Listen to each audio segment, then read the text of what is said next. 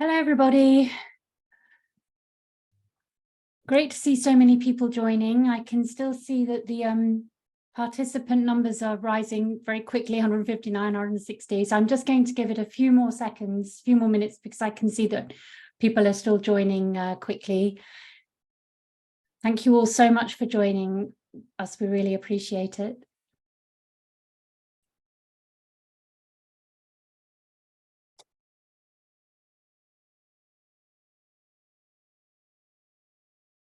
Okay, so I think the main tide has come in, so I'm going to start. Thank you all so much for joining us, and thank you also to my fellow panelists and my colleague Belinda Stone. My name is Sarah Abbott. I'm a Master of Wine based in the UK, and my day job is as the director of a wine marketing agency called Swirl. I'm also a co-founder of the Old Vine Conference, which is a very young organization. We started as a non-profit lockdown project in 2021 with the aim of really using our marketing skills to create a global category for old vine wine. I'm going to say a little bit more about that in a moment, but first, just a little bit of housekeeping. The session is being recorded and we will publish as soon as possible after the webinar has ended, and you'll be able to see the recording at the Old Vine Conference website, which is www.oldvines.org.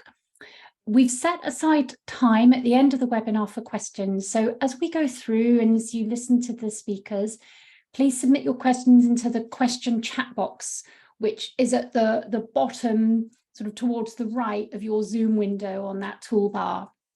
And then as we come to the end of the webinar, and actually through the webinar, I'll be looking at the questions. I'm going to pick out some questions. I'm going to try and pick out questions that are really exemplars of things that lots of people are asking. And I will pick up those questions to ask live. Questions we don't ask live, I'll do our best. We'll do our best to sort of type replies to as we go. If we don't get to your question, please bear with us and we will follow up with you in an email after the webinar.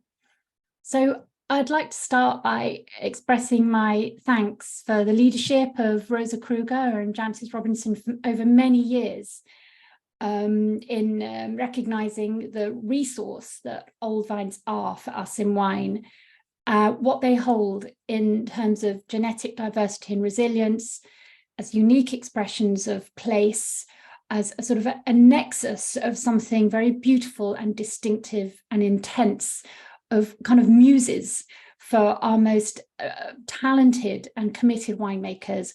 How old vines, they recognize that old vines are examples of cultural and agricultural heritage and sources also of pride and potentially real affluence, a sort of noble affluence, sustainable affluence for farming communities. And also more latterly, we've seen how old vineyards and heritage vineyards are kind of living lessons in how we can farm wine more sustainably in the future and with a deeper connection in the future. I'd also like to express my appreciation and respect for the many, many vine growers and winemakers, including, of course, generations that are no longer with us who've worked with old vines, and all the winemakers and vine growers who adopt this deep commitment and craft and long-term thinking that old vines require. I know that we have many winemakers and vine growers here today among the guests. So thank you all very much. Really, I know I speak for all of us when we say you have our great respect. So our role at the Old Vine Conference is really to facilitate connections, to expand and strengthen this network, this global network, and to amplify the message in the category, which of course has always been championed and already been championed for about 20 years by leading organizations, including Rosa's, but also other organizations around the world. So we're immensely proud and glad to play our small part in the Old Vine Registry by essentially giving it a home. So we are hosting it and sort of looking after it, you know, keeping it clean and tidy and spreading the word. I'm really excited that one of the new evolutions of the registry is that it links these vineyards wherever possible, to actual wines using Wine Searcher. Alder, the amazing Alder, is going to tell you more about that at his session. But basically, using the Old Vine Registry, you can, in many cases, find and sort of drink the vineyard. And this is so important because it means that the value that kind of courses through old vines can be made tangible, buyable, and desired in the market. And this is really the key to raising the value that is achieved by old vineyards and ensuring that they therefore thrive in the future. As you will hear through this session, the deep work really behind the Old Vine Registry and really recognizing the resource of old vines started many years ago, and has been carried on and is being carried on by a growing community of professionals and enthusiasts who are really inspired by some of the most visionary people in wine. And on that note, I'm delighted to hand over to Jancis Robinson MW. Hi. Hello, hello, hello. Thrilled that so many people are interested in this subject. All of us at jancisrobinson.com have realized and celebrated the special quality of wine made from old vines and all the things that Sarah's already outlined. But for me, there was a seminal experience when I made my first visit in 2008 to Mike Officer, whose label is Carlisle, in Sonoma. And it was so sad. This was just soon after Sideways and the big Pinot Noir revolution. And there was massive, massive pressure to pull out these beautiful old Zinfandel vines and plant spindly little fashionable Pinot Noir vines, which weren't necessarily going to do all that well in that place. So that sort of spurred me on to take a special protective attitude towards old vines. So I'm just going to tell you the story behind the beautiful new website, which is oldvineregistry.org. By 2010, I was discussing with my colleague Tamlin Curran the beauty of old vine vineyards and the necessity to keep them in the ground. And she very nobly started to make a list of all the old vineyards that we could find. And it started life as an Excel spreadsheet, which grew and grew and grew. And while it was growing, in 2011, we saw the formation of the Historic Vineyard Society in California with Mike Officer and others dedicated to keeping old California vines in the ground. They've since been joined by Lodi in Northern California, north of there, saving the old vines there, by Barossa, by McLaren Vale, and of course, in 2016, by South Africa's exemplary old vine project, about which Rosa Kruger will be talking subsequently. Tam eventually got a bit of help from a wonderfully kind blogger, Benjamin Rolpes. So this spreadsheet got messier and messier to a certain extent and less wieldy. And then along came Sarah Abbott and Belinda Stone and the Old Vine Conference, and doing exactly what she has already outlined.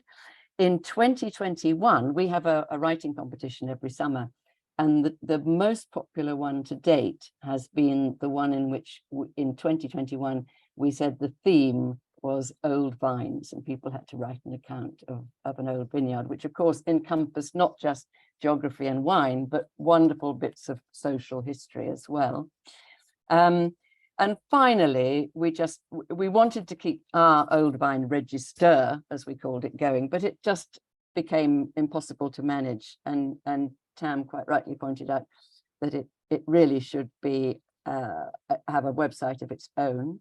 We started to talk to Alder, and who really had a wonderful vision for it, that it should be free, it should be open to everybody to comment on, to suggest new entries, to perhaps correct errors.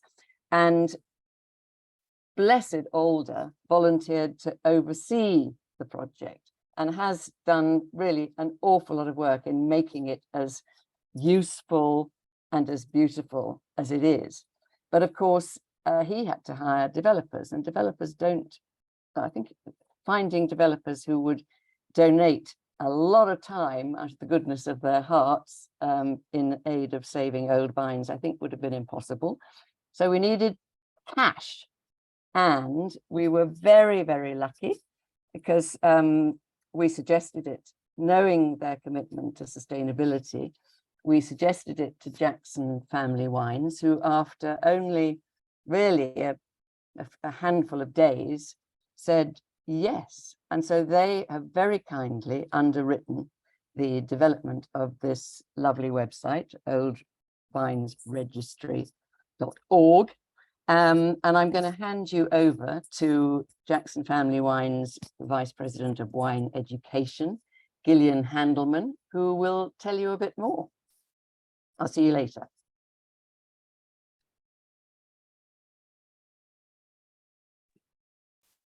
Thank you, Jancis, and it's really wonderful to be here.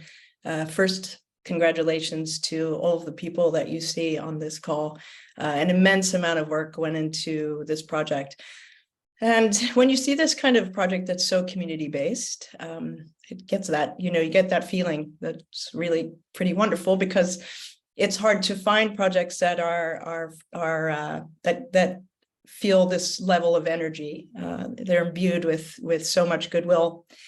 And so why is it important to support this kind of registry? Well, there's so much more than what appears on face value, right?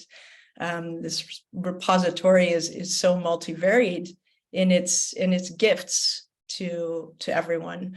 Besides being part of our heritage, the vines themselves, as mentioned, are teaching us so much. So at Jackson Family Wines, we're largely in California, but we have vines all over the world, as many of you know.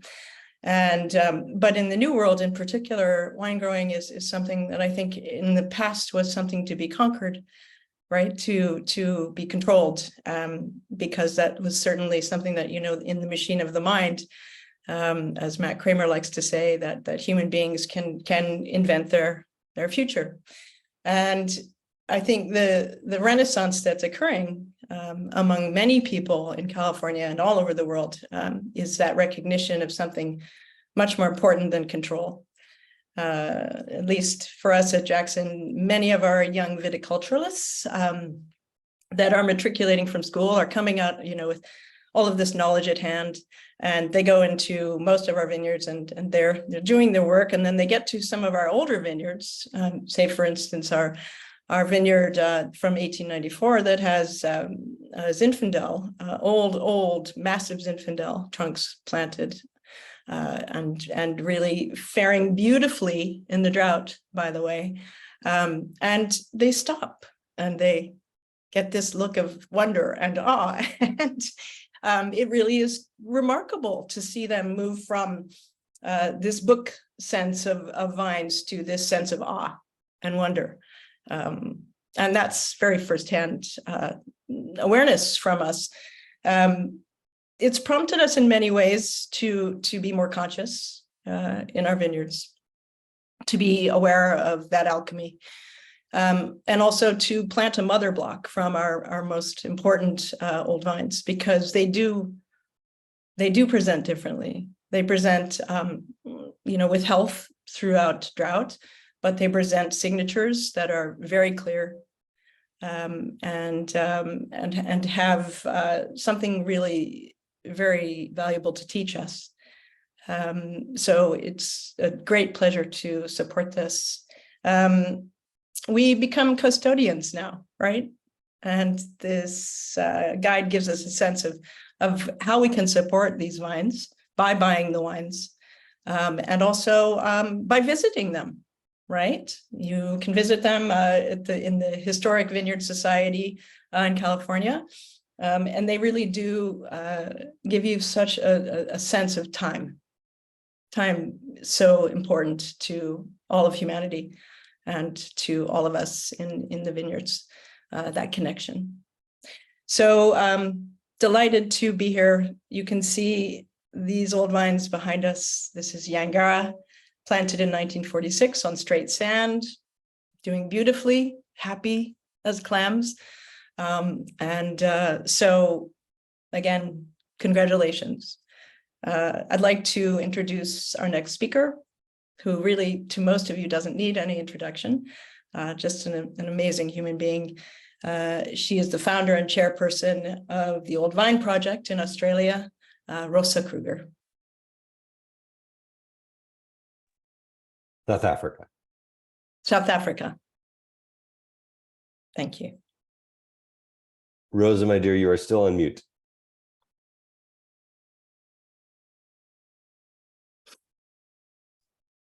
Can you hear me now? Hello, everybody. Thank you so much, Jancis and Gillian, for your kind words. And thank you for everybody listening. In 2002, I started writing up a list of old vineyards that I found scattered across the Western Cape. That's in 2002, that's 21 years ago.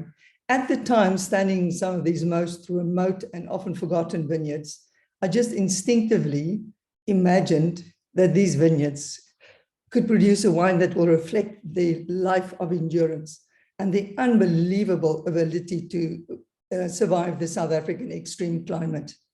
Some years later, the winemaker, my friend Ibn Sadi, released the first Chenin and Semillon from this exact vineyard that I found. That was the first one. It was called Skurfberg, and Jancis knows this vineyard very well. She's been there with me. And Kruger, the Semillon, made from special parcels of old vines up the west coast of Africa, not far from the cold Atlantic seas. In 2013, some years later, I presented some old vine wines from South Africa at the 60th year anniversary of the Institute of Masters of Wine in London. The reaction of this esteemed group of tasters, Fiona was one of them, and our own professional tasters here in South Africa made it very clear to me that my belief in the power of old vine wines was not in vain. Still today, the Skurfberg and the Boekenhoutskloof Semillon, that is from vineyards planted in 1900, made by Mark Kent, are still remarkable wines. It was an easy start for the Old Vine Project of South Africa.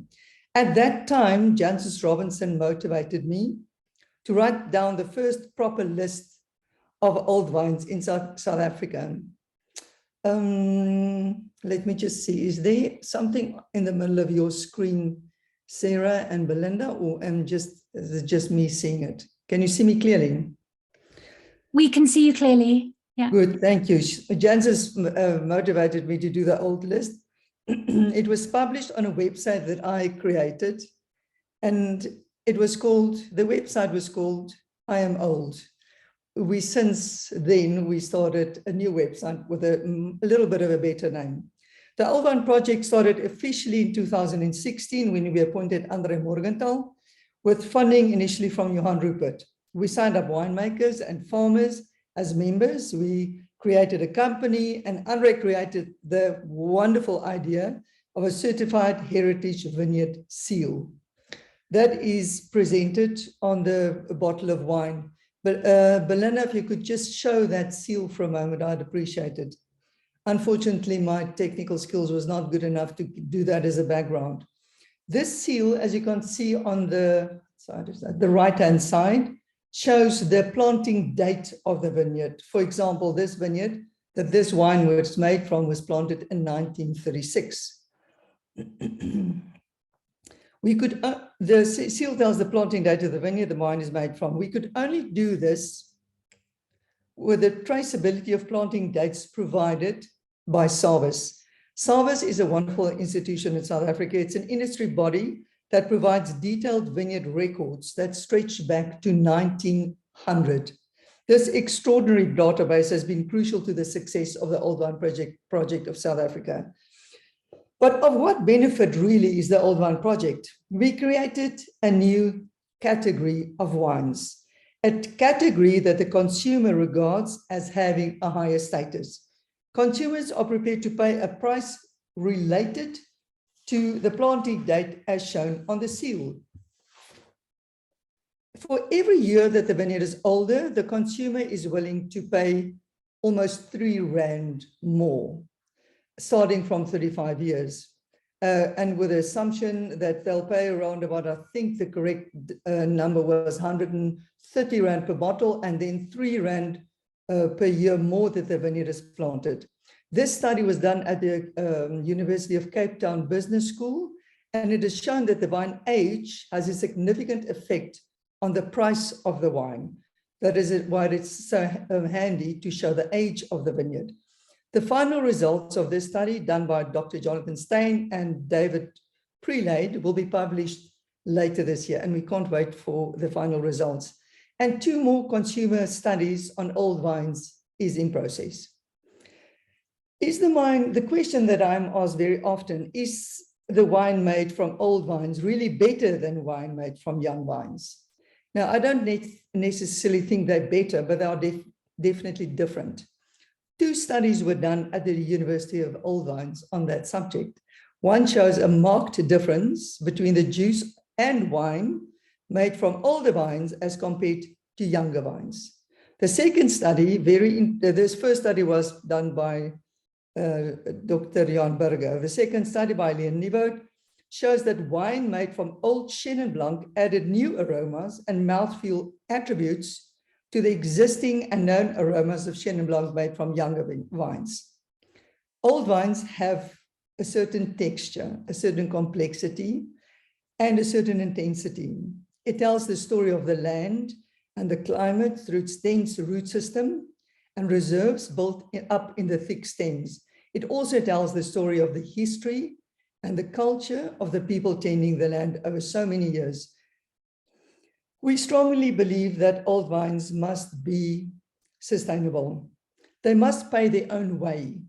Romance and sentiment can go a long way, but will not pay the diesel, the workers' wages, or the bank manager. The OVP, and we are only 3 members in the OVP, or 3 workers in the OVP, that's me, Andre Morgenthal, and Nadia Hefer. We feel a great responsibility to keep the farmers on the land, to keep the workers in their jobs, and to plant vineyards now that will grow old over the next 50 to 100 years. But how do we do that? Through the exposure and work of the Old Vine Project, farmers of old vines in South Africa, I'm very proud to say, are now paid significantly more for their grapes than years ago. And that study is also being done at the moment. The study will show exactly how much more they're being paid.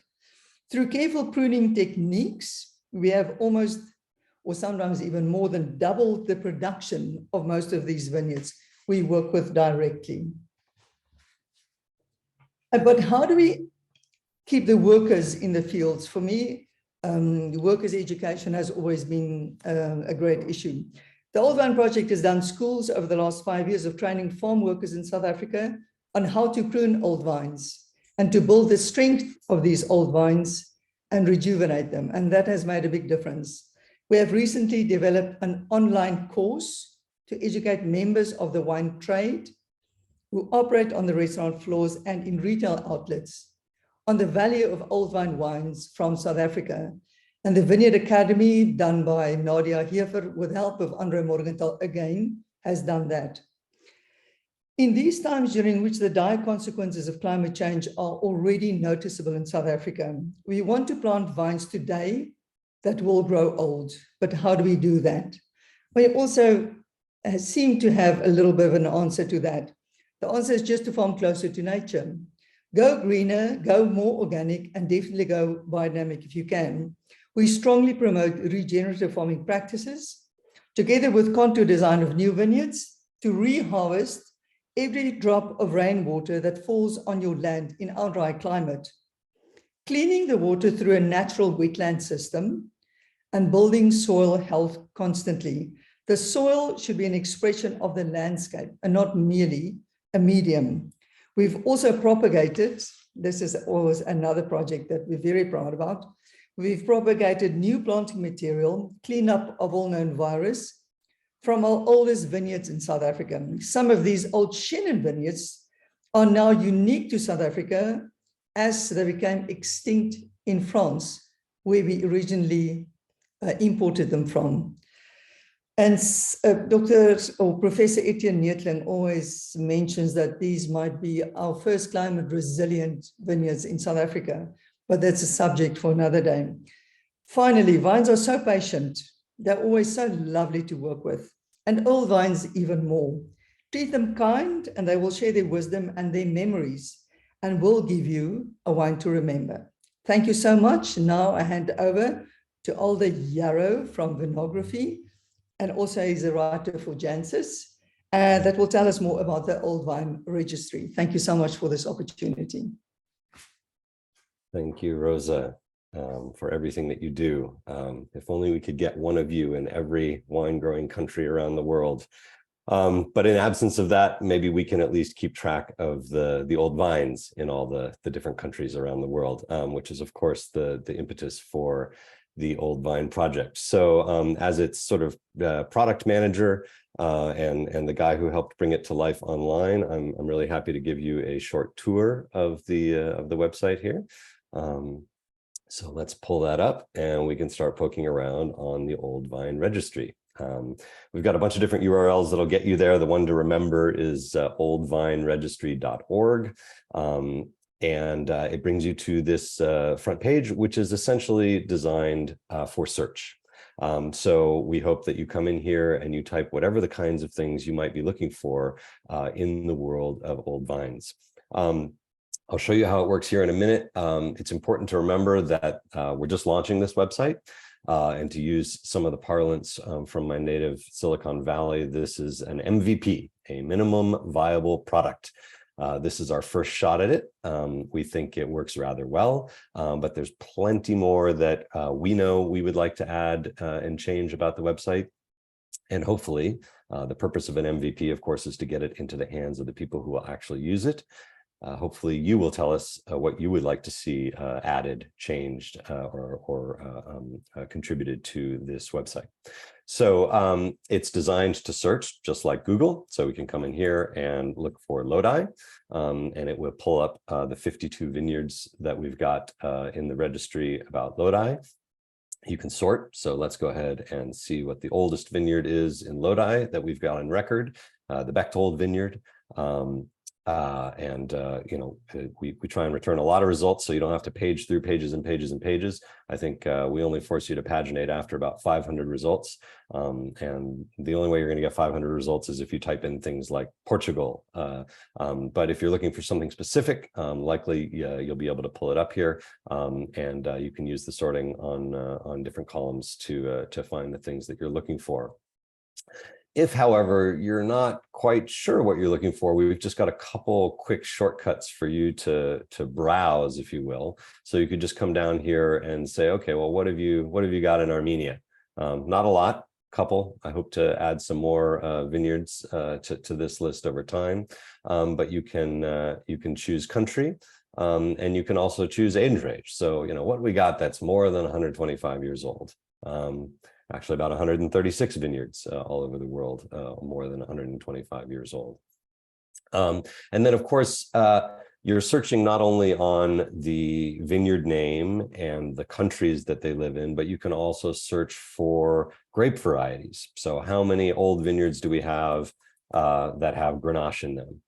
Turns out we've got about 82 of those. Oldest one on record is this unknown vineyard in the Barossa, or the McDowell Valley Gibson block, a vineyard that very few people know about in California. You can also search on people's names to the extent that we've captured the names of the owners of the vineyards or even historical figures in the world. So General William Tecumseh Sherman had a little bit of a hand in the Bedrock Heritage Vineyard. And so he appears in that vineyard record. and in fact founded that vineyard in 1854. Clicking through to any of these vineyard pages, you'll see we're capturing where that vineyard is located in sort of a regional hierarchy, and clicking on any of these elements of the regional hierarchy will bring you to the search results for that region. So you could click on Sonoma Valley and see all the vineyards in Sonoma Valley. We've also done the same thing with the owner or the producer of that vineyard. So you could click on Bedrock and it would show you all the vineyards that are associated with the Bedrock Wine Company. Where possible, we've put the URL of the owner or the main estate producing from the vineyard. Captured the primary grape variety or grape varieties from the vineyard, and then any notes that we have about the description of that vineyard. But as Sarah said in her introduction, and Rosa made infinitely and perfectly clear in our conversation, the real magic and the real benefit of a registry like this is this button right here in the center of the page that allows you to click and go out to Wine Searcher and actually find and buy wines from this vineyard. And so that's the real sort of closing that commercial loop. It's one thing to champion Old Vine vineyards around the world and talk about their value, but if nobody's actually buying, tasting, enjoying, and then helping us evangelize those vineyards, they will never be commercially viable, and they will be ripped out and planted with those spindly little Pinot Noir vines that Jancis joked about. Really excited. It's important to note, this is me, the technical guy who helped build this thing. The Find Wines from this Vineyard button is just a search on Wine Searcher for the name of the vineyard. So in some cases, the name of that vineyard never appears on a wine label or in a piece of wine data. And so that button is not always going to work. But by and large, this button will work on most vineyards, except all but the most obscure, to help get you to a place where you can find a wine that was made from that vineyard. So in addition to obviously using this website to research Old Vine vineyards, to find out more information about a particular vineyard that you've drunk from, we're also hoping that you will use this website to participate in our efforts. So to underline something that Sarah brought up at the beginning and that Jancis emphasized as she described how this thing came to be, this is a grassroots effort, right? So we now have 2,200 roughly vineyards listed in this database that have been collected over 13 years from, I dare say, hundreds of people that have contributed bits of information to Tam, Curran, and Benjamin and Jancis, who have been collecting all this and putting into that original spreadsheet. And it's our hope by putting this out here on the web for anybody in the world to access that you too will contribute, whether that's vineyards that you own and farm that are not in this database, vineyards that you know about as wine lovers or wine buyers or sommeliers or retailers or importers, so that we can continue to fill this database. We've got 2,200 records. There should be probably 10,000 or many thousands out there to add to this registry. So we hope that you will come on, go down to the footer and click this button to submit a vineyard. We've got a form here where you can do that. You can give us the vineyard name, where it's located in the world. Please be as specific as possible. The year that it is planted, and you can tell us, well, yeah, we think it's 1944, but we're not entirely sure. And if it is an estimate, explain to us to the best of your knowledge what that estimate is based on, whether it's an unrooted vineyard or not. You can specify hectares or acres in terms of the size of the vineyard. Give us as much detail about the grape varieties that are planted there, who owns it, and or, is there a primary wine producer that makes wine from that vineyard? And we know that, especially in California, there are often many different producers that make wine from a vineyard. So you're welcome to list as many of those that you know in the notes field. And then we have this field for a person of interest, which we most often fill with maybe historical figures that we know planted the vineyard. Back in 1850, this vineyard was planted by so-and-so, or somebody that happens to be a prominent viticulturist that's been taking care of that vineyard for a long time. And then we also have the opportunity for you to offer a photo. That photo needs to be in the public domain. So we are utilizing Wikimedia Commons to bring photos into the website. It's something that we've just begun. And so they're fairly sparsely populated with the exception of a couple key areas. We now have photos for most of Lodi's vineyards, thanks to the efforts and excellent photography of Randy Caparoso. But those vineyards need to be hosted on Wikimedia Commons. And so if you have a photo for a vineyard that you'd like to share, we encourage you to upload it there. And if you need help with that, please just let us know and we can assist with that. So we encourage anybody to come on and submit a vineyard. If we've got a vineyard in the record, but it's missing information and you'd like to give us that information, or if you find errors, of which there are doubtless many in this crowdsourced database, please use the feedback form to send us some feedback. Let us know which specific vineyard you're talking about and any information that you would like to fill out. We've also got a couple pages just explaining, what are old vines from our perspective, and highlighting the fact that, old for us is 35 years or older, an age that we've chosen because that's the typical average age of replanting around the world. So if it's outlasted 35 years, that means it's old in our book. And that seems to be a common standard that we're sharing with various regions around the world. We've got a little bit of information about the background, most of which you've heard today, but an important thing at the bottom are our wonderful sponsors. And in particular, I want to highlight this, and we're going to make this more prominent over time.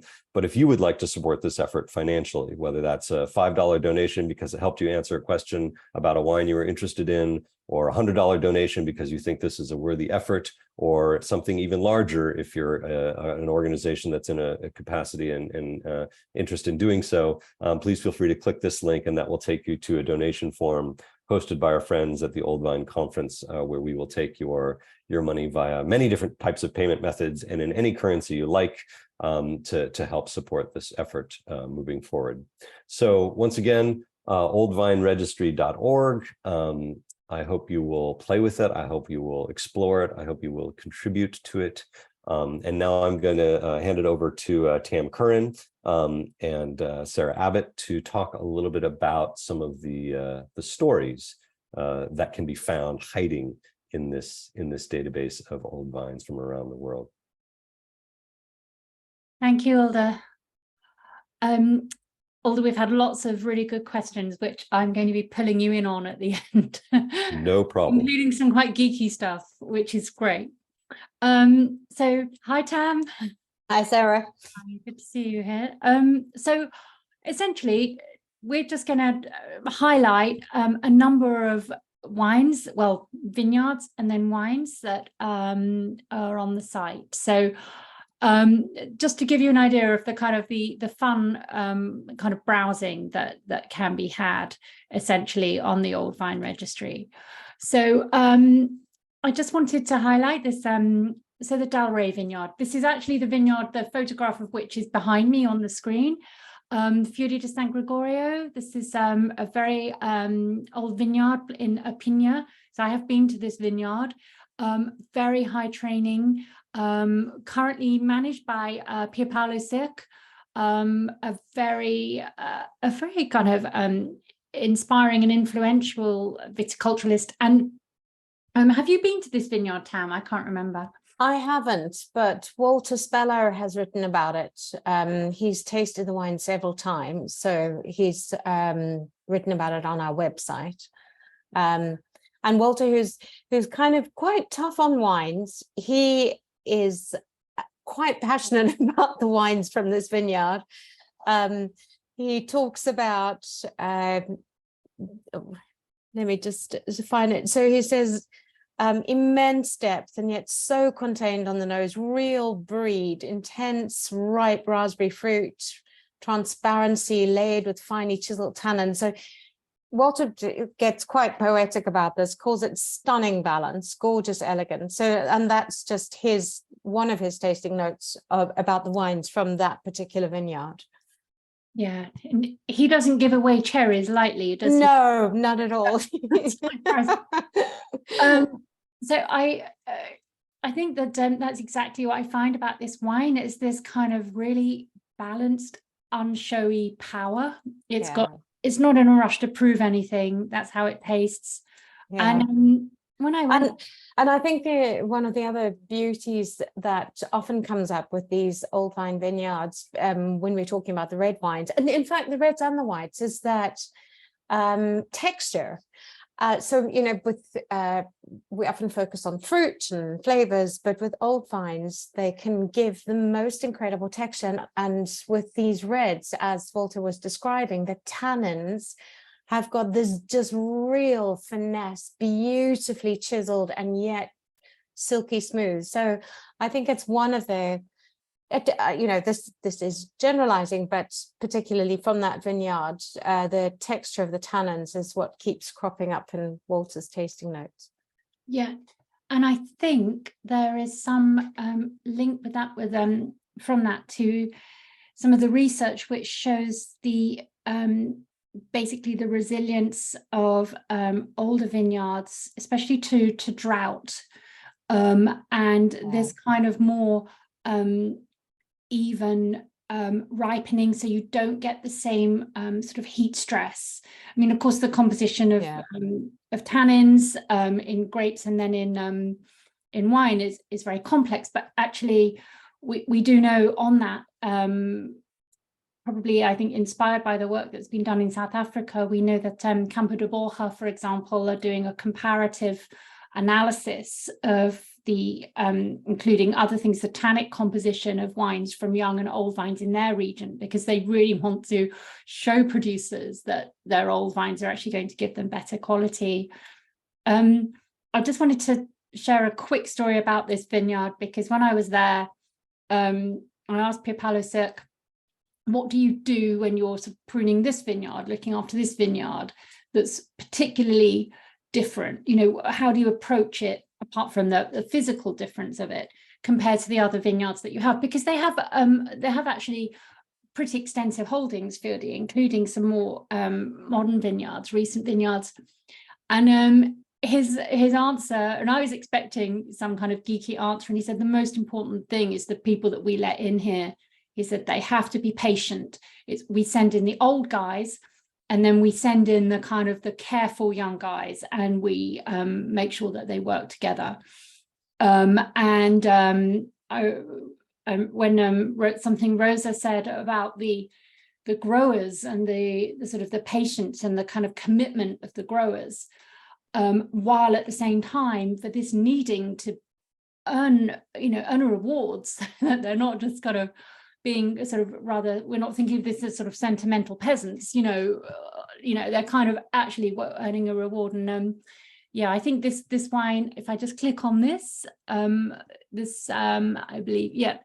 So this is a slightly kind of free-for-all wine searcher result, but you can see that in fact this wine is actually a bit of a bargain for its quality. I appreciate the wine search prices are obviously not necessarily including duty and VAT, but yeah. So I think just a little kind of snapshot there of just one wine that you can find on the registry that does link, one vineyard you can find on the registry that does link to a really fabulous wine. Yeah.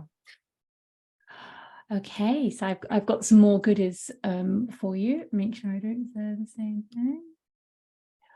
All right, so now for something completely different. So this particular vineyard, actually, we haven't quite activated all of the search for this, but I just wanted to just share kind of one of the other sort of benefits of the registry, in that actually it's been enormously important for stimulating this kind of reset of very good producers in Turkey. So this is the vineyard for a wine in Bodrum, which actually uses agroforestry. So the vineyards are trained up the trees, and even just being able to link to their website is the kind of attention and sort of commercial stimulus that means that lesser known regions actually really can benefit I think you came to our, I think you tasted some of our these wines at the recent tastings. Yeah. And I think one of the really exciting things about this, you know, when, as Rosa was saying earlier, this is not just about romance. It's not just we're all sentimental about beautiful old vines because they look great, or because there's a little bit of a story to the vineyard. This is not about journalism. That not only do they hold really important DNA material, and one of the biggest crises we're facing as a planet is losing biodiversity, both clonal and plant biodiversity. And these old vines hold unique clones, unique varieties that are not being planted or grown anywhere else in the world. So we have that diversity thing, but and resilience. So in the face of climate change, these vines have shown and proved to be resilient. So there's a lot of secrets that we can learn from them. But the other beautiful thing is that we're also talking about social justice in a way. By reviving, like that particular vineyard that you're talking about, that, you know, that was 120 households, that wine, 120 households, 700 people. By that wine being made, by preserving these old vineyards, we're actually preserving communities, we're preserving culture, we're reversing the rural-urban brain drain. We can, the communities can be revived through this. Ume Cervica was from MW from Turkey, was talking about how some of these vines previously, they were these wines are being, growers were being paid the equivalent of 12 cents per litre of wine. And by producing old vine wines that are bottled as old vine wines, they were being paid 80 cents, which is a massive increase in what these tiny little growers can earn. So we're talking real regeneration on so many different levels and from so many different aspects. Yeah, exactly. And I think that, as you know, I think scrutiny is coming for wine, because scrutiny has come for the rest of agriculture. And I think until quite recently, wine has had a bit of a free pass. Yeah. And actually, I think that considering how we farm and saying that farming is not a consumable, you know, it's actually, we're protecting our kind of social license really to operate. And also, you know, we are, I think, as you put it, it's a real nexus of quality and meaning. And I think also that's very important for the way that attitudes to alcohol are changing, and really wine as a cultural product versus wine as kind of booze in a bottle. Yeah. It's really wine as a cultural product that has the most resilience, and I think the most meaning and good profit. You know, I'm very keen on good profit. I think we don't talk about it enough in wine. And something I really love about the South African Old Vine project is how it's really rooted in this kind of commercial, you know, this really benign commercial cycle. And I wanted to say, I'm sorry I was showing the wrong window. When I go to share screen, I can't see exactly which screen I'm sharing, which was the floor in my plan.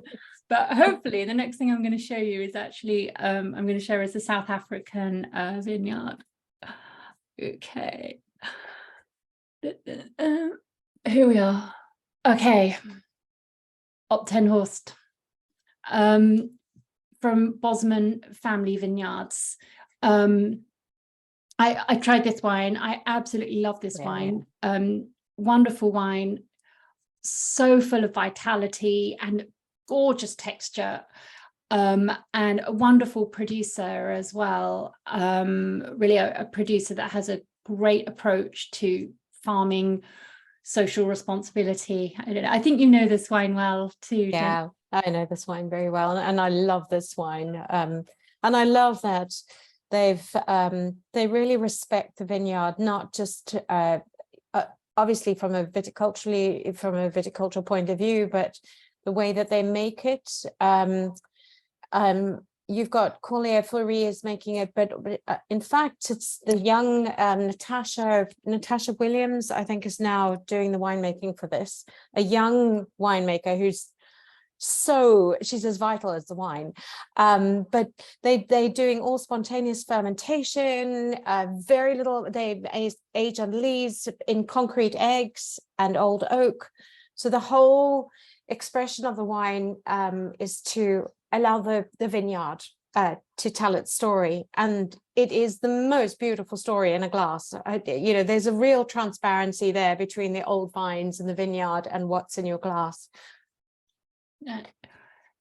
Beautifully expressed, yeah, absolutely. And again, actually very reasonably priced for the quality of this wine and the intensity and the kind of vitality and the distinctiveness that it has.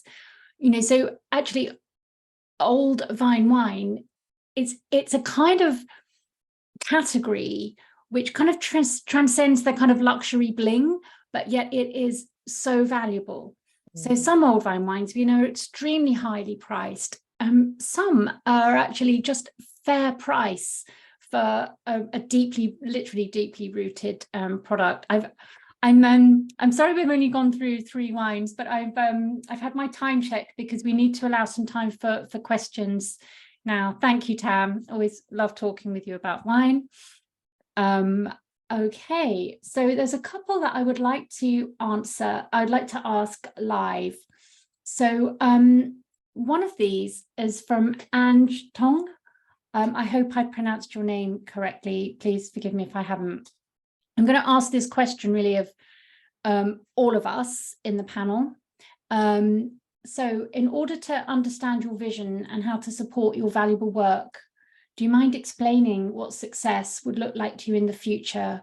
What would you like to see tangibly from the Old Vine Registry? I have my tuppence worth, but I think it would be nice to put this to Jancis. Okay. Well, I'm just looking at your wine searcher lists and prices. I think what would be a tangible success would be to see those prices double, quite honestly. I'm always one looking for a bargain, and I don't like profiteering, but it makes me sad that the product of these amazing vines is not publicly valued enough, albeit Rosa and Cape Town University is working hard at dispelling that notion. And I suppose the other factor of sign of success, of course, will be the growth of the Old Vine Registry. And we would like to see, as Alder said, yet more vineyards on there. And we have to depend on help from the outside world and people who are kind enough to be listening to us now. What about you, Alder? Well, I come at this, forgive me, from the very geeky side, which is that I just want to see this thing be the most authoritative, complete set of data that there is out there. I mean, one day people may use this to support, MW thesis papers, and things like that. There's so much great value in having all this information in one place. So I would really love to see it grow. I'd love to get to the point where we're just completely inundated with information and suggestions of vineyards from around the world, to the point that we have to go get a bunch more money so we can hire somebody whose job it is to do this, instead of those of us who have been volunteering countless hours over the past few years. But for me, that link to commercialization is just so powerful, right? The idea that we can have this repository of information, and then that can drive somebody directly to a bottle that they can enjoy.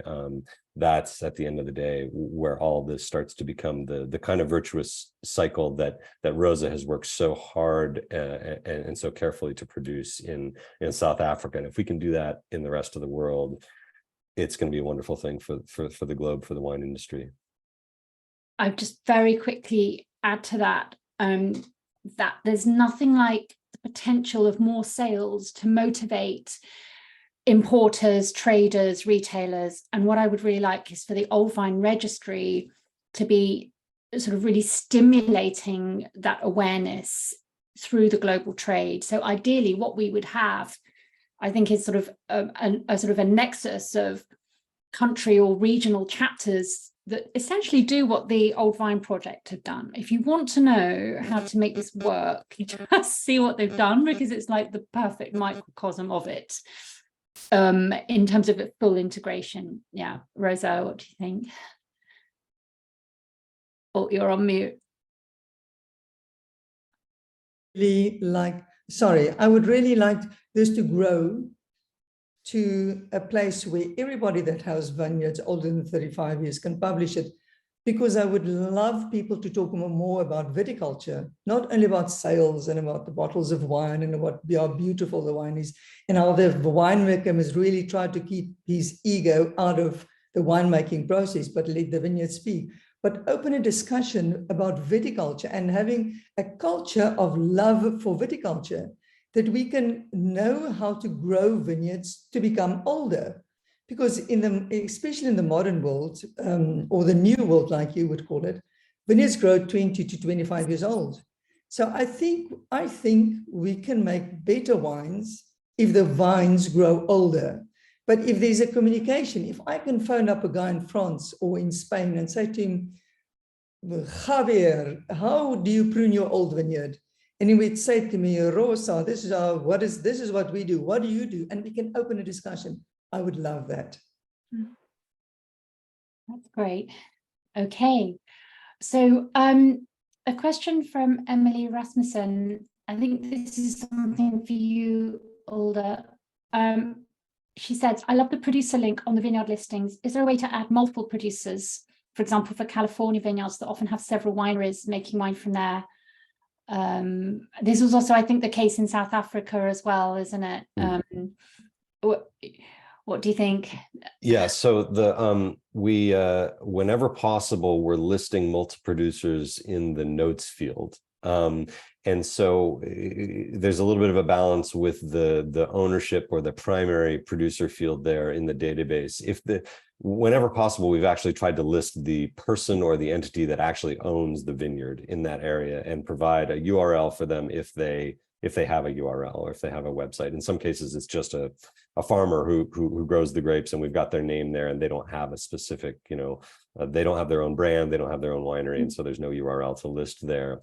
I think in a future iteration of the site, it would absolutely be fabulous to be able to list precisely the wineries, the producers that make wine from that vineyard, and to allow you to go specifically to find the individual wines that specific producer makes. That's a lot of work for us to do. And there's no real way to automate that. So that's like just lots of hand work of like, okay, here are the 12 producers that make wine from this vineyard in Lodi, and figuring out how to link out to them. But that's absolutely something that we would love to get to. And if there are producers in the interim, before we get there, if there are producers of wines from specific vineyards that you see not listed on vineyard pages, please use the feedback form to give us that information, and we absolutely will include those names in the notes field on those vineyards.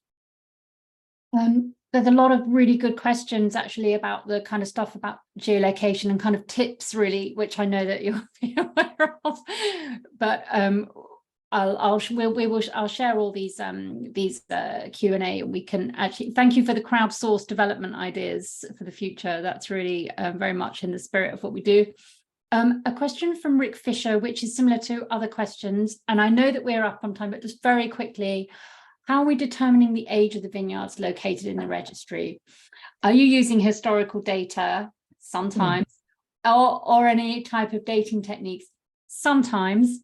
Rosa, do you want to come in on this? About the Yes, thank you, Sarah, for the question, and the person asking the question.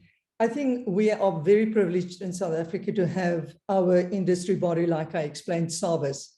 You cannot sell grapes to make wine or sell a wine if you're not registered. Your planting date is not registered with our industry body called SARVIS. So this is totally traceable. if I want to sell a wine under the Old Vine project and have the seal and the planting date revealed, I must be registered with SARVIS.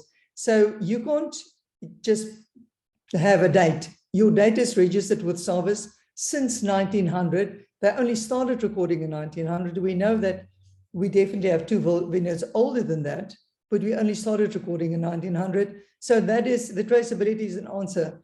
I know Jancis would love to answer the question about DNA or the testing of the vines for age.